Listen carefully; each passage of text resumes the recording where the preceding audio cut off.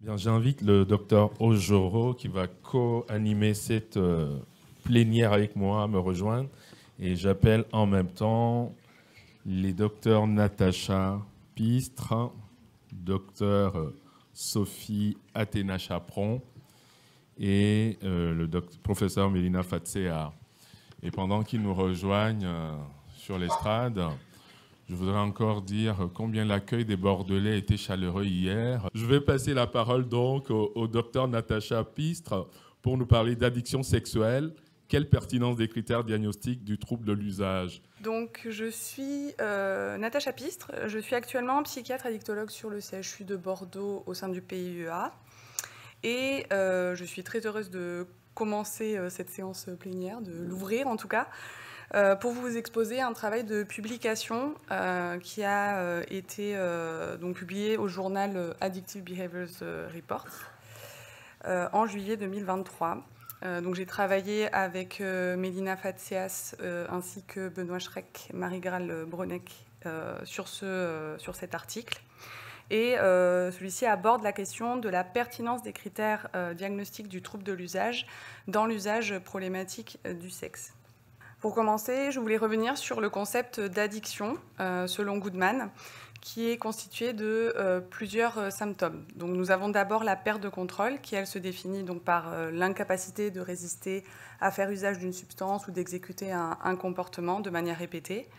Il y a également l'utilisation plus que prévue en intensité et durée, un temps excessif passé à préparer, à entreprendre ou à se remettre de cet usage. Donc ça, c'est ce qui définit la perte de contrôle. Mais il y a également d'autres symptômes qu'il décrit, notamment la poursuite de l'usage malgré les conséquences négatives dans de nombreux domaines de la vie du sujet. Il définit également l'addiction comme étant une tension croissante avant l'usage, puis un soulagement et un plaisir ressenti pendant et après l'usage. On a également la notion de tolérance et de sevrage dans sa définition. Et enfin, il existait donc dans ces critères-là les préoccupations fréquentes centrées sur l'utilisation de l'objet, source de gratification.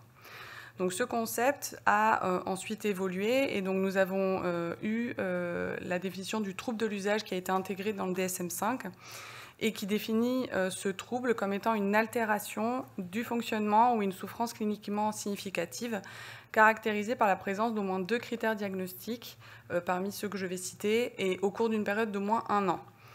Donc tout d'abord, nous avons le symptôme clé de l'addiction, que vous connaissez, je pense tous, qui est le craving, qui se définit par une envie irrépressible de consommer une substance ou d'exécuter un comportement gratifiant, alors qu'on ne le veut pas à ce moment-là. Donc c'est une envie qui est qualifiée comme égodystonique. À côté de ça, nous avons la notion de perte de contrôle, que j'ai déjà définie tout à l'heure, donc avec des consommations plus que prévues, des tentatives infructueuses, l'aspect chronophage. Et nous avons des dommages en lien avec l'usage de la substance ou du comportement, comme je vais détailler tout à l'heure, et le syndrome de tolérance et de sevrage. Le champ des addictions a été récemment étendu à certaines addictions comportementales, donc notamment avec les jeux de hasard et d'argent dans la classification DSM-5, mais également les jeux vidéo dans la CIM 11. Et cette évolution pose la question des autres objets de gratification, en particulier les pratiques sexuelles, et du risque de développer par la suite ce qu'on appellerait une addiction sexuelle. Ainsi, si l'on s'intéresse aux pratiques sexuelles problématiques, sur le plan épidémiologique, la littérature retrouve en fait des prévalences allant de 3 à 6% dans la population générale adulte, en sachant qu'il y a également des études faites aux États-Unis qui, elles, retrouvent des prévalences plutôt aux alentours de 8%. Donc c'est vraiment dépendant aussi des études. Et celles-ci restent tout de même plus élevées dans certains types de populations. Donc la littérature montre que les personnes qui sont en fin d'adolescence ou qui entrent dans l'âge adulte sont plus sujettes à développer un usage problématique du sexe. Également les délinquants sexuels ou les personnes présentant des troubles paraphiliques. Les personnes qui sont séropositives également. Et enfin, il est retrouvé également une fréquence plus importante, de 3 à 5 fois plus importante chez les hommes par rapport aux femmes. Il y a également une prédominance aussi de minorités sexuelles dans les études. Ces données de prévalence s'inscrivent dans le cadre de l'augmentation de l'accès au matériel pornographique sur les dernières décennies via le support Internet, avec le risque associé de développer par la suite donc, des problématiques sexuelles, puisqu'il s'agit de support en fait, qui est disponible, qui est plus accessible, il y a encore plus de récompenses sexuelles. Je voulais redéfinir en fait ce que c'était que le matériel pornographique, même si je pense que la plupart des personnes ici présentes savent ce que c'est. Le matériel pornographique, c'est un matériel qui crée ou suscite des pensées, des sentiments ou des comportements sexuels, mais à travers des images ou des descriptions explicites d'actes sexuels impliquant les organes génitaux. Donc c'est quelque chose qui est plutôt explicite, ce qui est un peu à différencier de, on va dire, des images plutôt érotiques qui sont un peu plus floues. Donc ce matériel pornographique est présent dans une vaste gamme de supports. Donc auparavant, il y a quelques temps, il y avait plutôt les magazines, les livres. Il y avait également le téléphone rose, qu'on appelait comme ça. Mais là, maintenant, on parle plutôt de supports via Internet, de vidéos pornographiques qui sont donc téléchargeables souvent illégalement, et d'applications avec les réseaux sociaux. Je voulais également faire un point sur les termes qu'on peut retrouver dans la littérature et même, on va dire, dans le quotidien, en fait, et on a tendance souvent à confondre en fait, les différents termes par rapport à l'activité sexuelle. Donc, tout d'abord, l'hypersexualité, qu'est-ce que c'est? C'est ce on l'a qualifié en fait comme étant une augmentation de l'intensité et de la fréquence des comportements sexuels qu'on qualifierait comme normophiles, avec des conséquences indésirables, mais il n'y a pas réellement en fait, de perte de contrôle. Donc il y a des personnes qui ont une hypersexualité, mais qui n'ont pas ce qu'on appellerait addiction sexuelle. À côté de ça, on a les troubles paraphiliques. On peut avoir en tout cas dans ma pratique, il y a eu certains patients qui sont venus me voir en me disant qu'ils avaient une addiction sexuelle, mais finalement, au cours du bilan d'évaluation, je me rendais compte qu'en fait, il y avait seulement en fait, des paraphilies. Les troubles paraphiliques regroupent plusieurs types de pratiques, notamment le fétichisme, donc il y a la pédophilie aussi dans les troubles paraphiliques, il y a le frotteurisme, le voyeurisme. Et donc ces troubles paraphiliques sont importants à repérer chez nos patients, car souvent, soit il s'agit seulement de troubles paraphiliques, soit c'est une comorbidité associée à l'addiction sexuelle. Nous retrouvons également dans la littérature des notions telles que la sexualité compulsive, mais qui, elle, se réfère plutôt à un trouble obsessionnel compulsif sous-jacent. Et nous avons également eu dans le DSM-4 la notion de trouble impulsion-compulsion sexuelle, mais qui ne présente pas dans ses critères la notion de craving ni de perte de contrôle. Goodman a, en plus de définir le concept d'addiction, également parlé de dépendance sexuelle en reprenant en fait, les critères que j'ai présentés au tout début de ma présentation. Il y avait également une autre personne qui a voulu donc, un peu classifier les pratiques sexuelles problématiques. Donc, il s'agit de Kafka qui définissait le trouble hypersexuel et qui souhaitait intégrer dans le DSM-5. Mais cette proposition a été refusée par manque de consensus. Je trouvais quand même intéressant malgré tout de définir un peu ce que lui il entendait par trouble hypersexuel, puisqu'on retrouve certains critères qui font penser à la dimension addictive de ce trouble. Donc lui disait qu'il y avait des fantasmes sexuels récurrents, intenses, des pulsions sexuelles, des comportements sexuels qui duraient dans le temps, donc au moins 6 mois, et avec au moins 2 critères parmi 5. Et donc dans ces 5 critères, il y avait 3 d'entre eux qui faisaient référence à plutôt une dimension addictive. Donc tout d'abord, le temps qui interfère de façon répétitive avec d'autres objectifs, des activités, des obligations. Il y avait également les efforts répétitifs mais infructueux, et pour moduler le comportement. Et il y avait l'usage sans tenir compte du risque de préjudice physique à soi-même ou à autrui. Les 2 autres critères qu'il donnait, c'était l'usage en réponse à des états d'humeur dysphorique ou à des événements stressants de la vie. Donc cette définition a été refusée, mais pourtant elle reste pertinente. Et à côté de ça, donc, on a eu l'intégration dans la CIM 11, donc en 2024, du trouble compulsif du comportement sexuel. Ce trouble, en fait, fait partie, non pas des troubles addictifs, mais de troubles du contrôle des impulsions.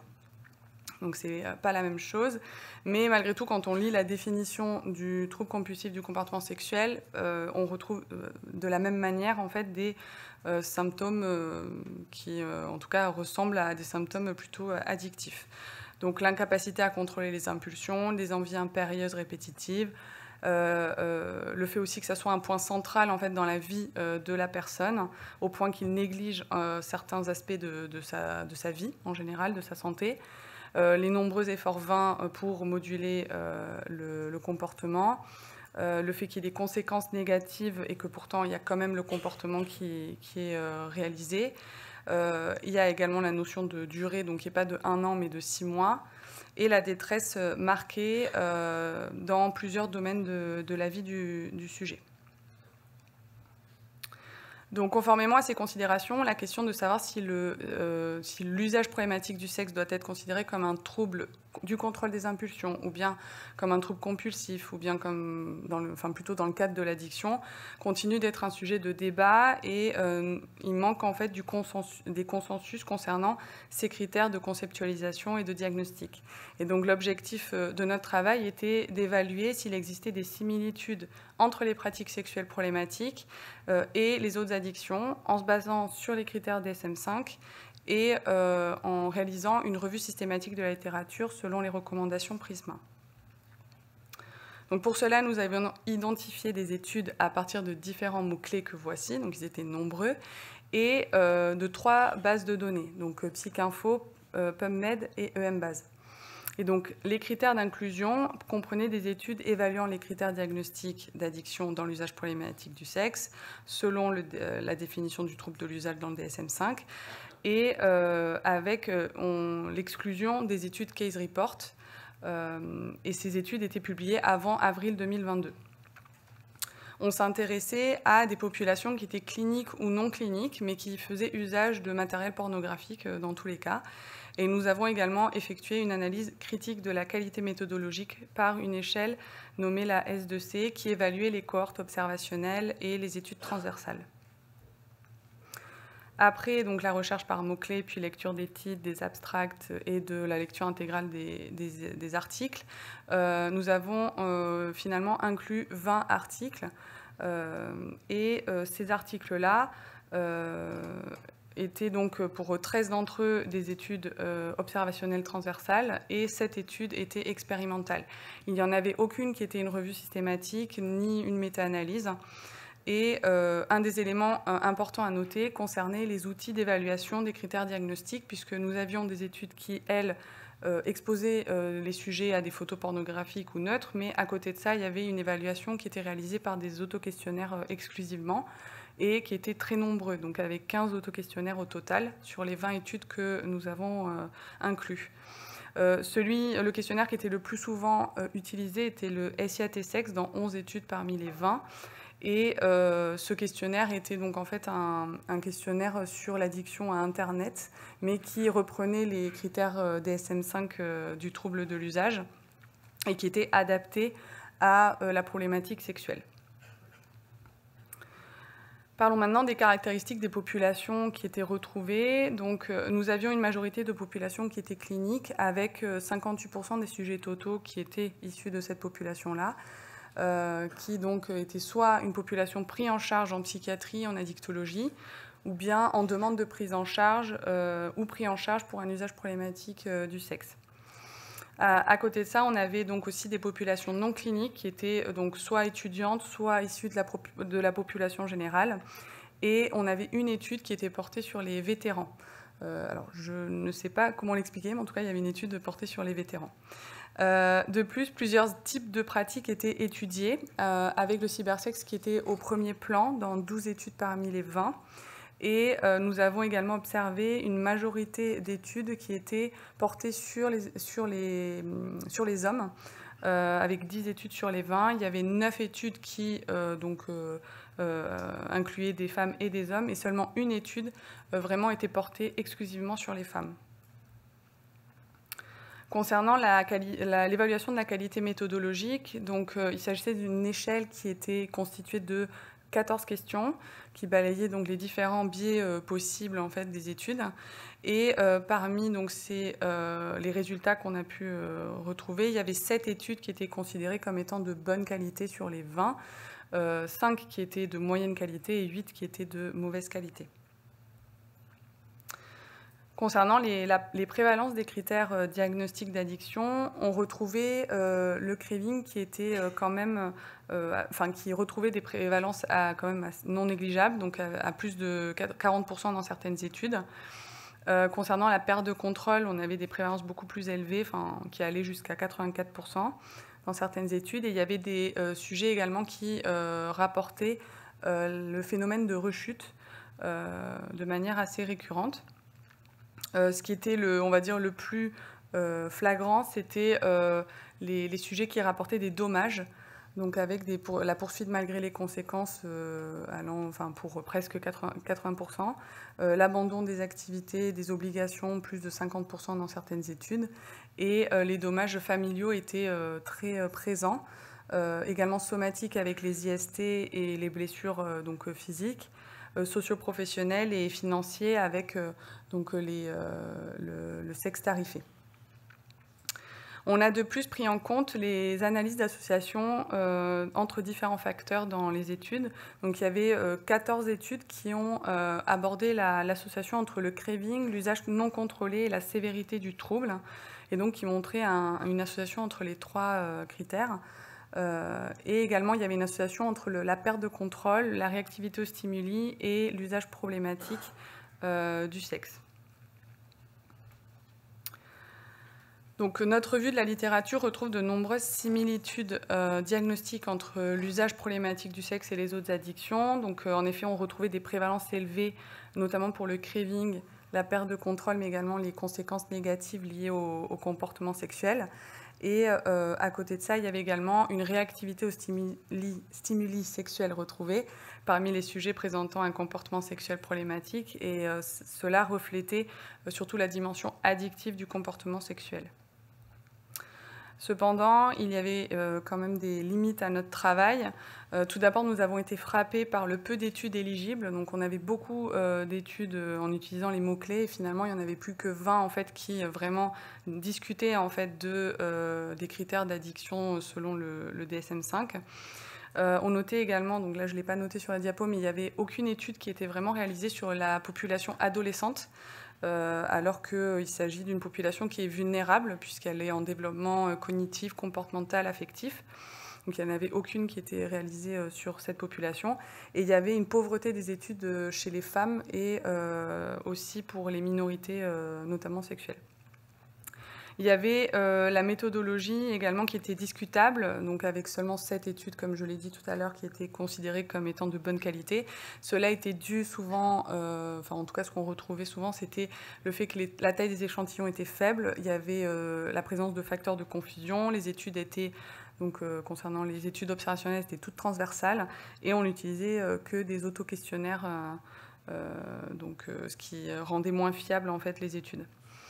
On avait également une hétérogénéité des populations, des types de pratiques sexuelles et des outils d'évaluation, et cela rendait difficile la validation de seuils diagnostiques d'addiction sexuelle.